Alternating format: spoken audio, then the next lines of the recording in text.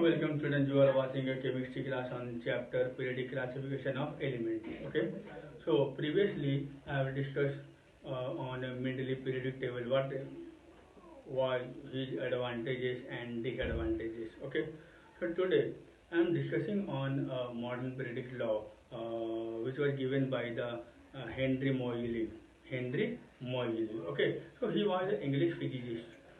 तो ये किस तरह से उसने ये सोचा कि एटॉमिक नंबर काफ़ी बेस्ट मतलब क्या बेटर फंडामेंटल प्रॉपर्टीज है।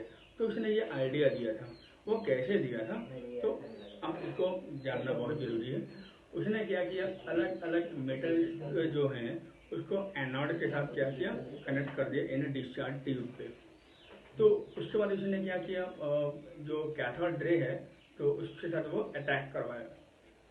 तो उसने देखा कि when cathode ray struck the anode, then the wavelength of these rays were decreasing, okay, of different metals। देखा गया जब कैथोड रे के साथ जब टकराव हुआ तो देखा उसके जो वेवलेंथ थे, जो किरण की जो वेवलेंथ थी वो धीरे धीरे क्या होने लग गई, घटने लग गई in increasing of their atomic mass that was given by the Mendeleev.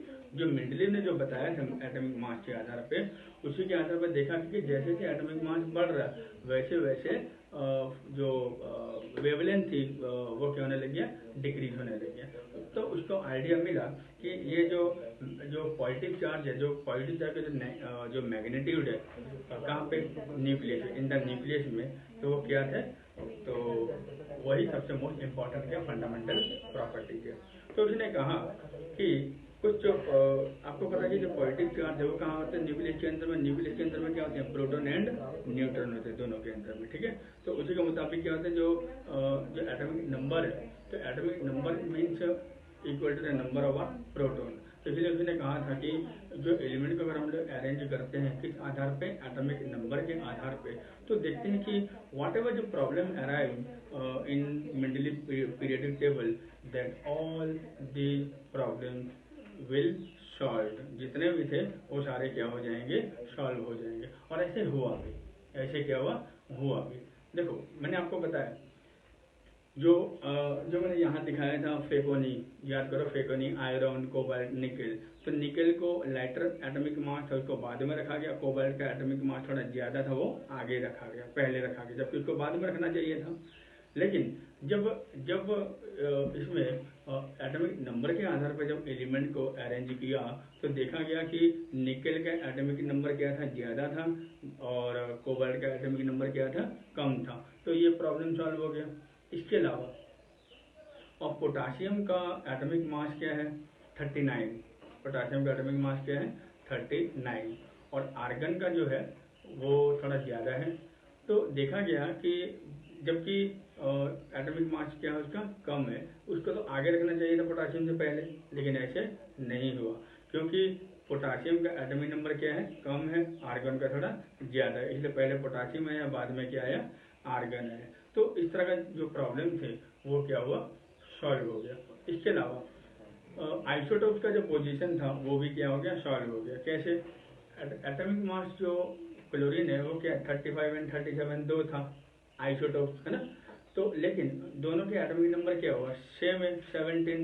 तो इसका मतलब ये हुआ कि अगर हम क्लोरीन लेते हैं वो एक ही स्लॉट में, तो एक ही स्लॉट में एटॉमिक नंबर क्या आ गया, 17 आ गया, मतलब वो सॉल्व हो गया। अब आप उसको मास नंबर 35 मान लो चाहे 37 मान लो, लेकिन मॉडर्न पीरियोडिक टेबल में क्या लिखा जाता है, 35.5 लिखा जाता है। वो इसलिए क्योंकि जो क्लोरीन जो 35 एटॉमिक मास है वो धरती पे 30% अवेलेबल है, और जो 37 है वो है 70% अवेलेबल है। जब उसका कैलकुलेशन किया गया, मीन मास जब निकाला गया तो इसका मीन मास कितना आया, 35.5 है। इसलिए आज हम मॉडर्न पीरियोडिक टेबल में इसका मास क्या लिखते हैं, 35.5 लिखते हैं, लेकिन एटॉमिक नंबर क्या है, 17 है। तो ये भी सॉल्व हुआ। यहाँ तक कि हाइड्रोजन जो है, हाइड्रोजन को एकदम फर्स्ट ग्रुप में रखा गया, top of the position of the first period, first group में रखा गया है क्योंकि उसका एटॉमिक नंबर 1 है, मास नंबर भी वही 1 है ना। तो 1 है तो इसका जो प्रॉपर्टी है वो बिल्कुल हैलोजन एंड एल्कली से भी मिलता जुलता है।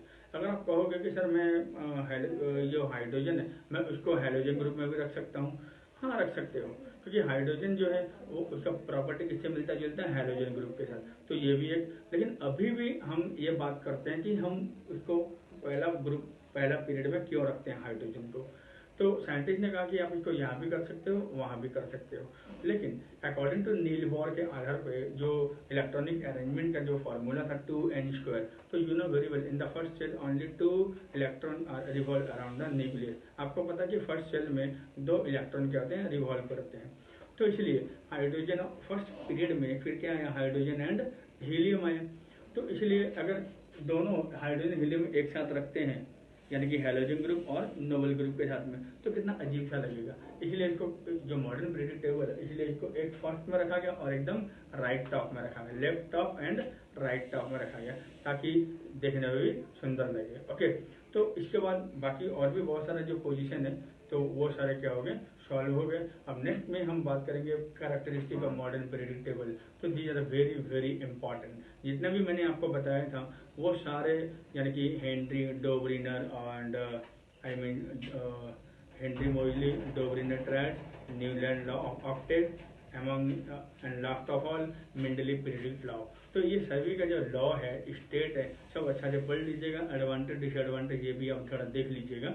लेकिन अगर एमसीक्यू क्वेश्चन चाहते हैं तो I think these are not so important. अगर एमसीक्यू क्वेश्चन चाहते हैं तो मुझे लगता है कि ये सब कोई इम्पॉर्टेंट नहीं होंगे। हाँ, रिपीटिशन प्रॉपर्टी किसने दिया था, न्यूलैंड ने, ये थोड़ा दिमाग में रखना होगा। तो क्योंकि ये सब पूछे जा सकते हैं एमसीक्यू में, बाकी और कुछ क्वेश्चन पूछे नहीं जाएंगे। बाकी जो कुछ क्वेश्चन जो हैं वो आ सकते हैं मॉडर्न पीरियडिक लॉ के आधार पे। वेरी वेरी इजी क्वेश्चन है, बस आपको समझना है। वो हम अगले क्लास में फिर बात करेंगे। तब तक बाय बाय।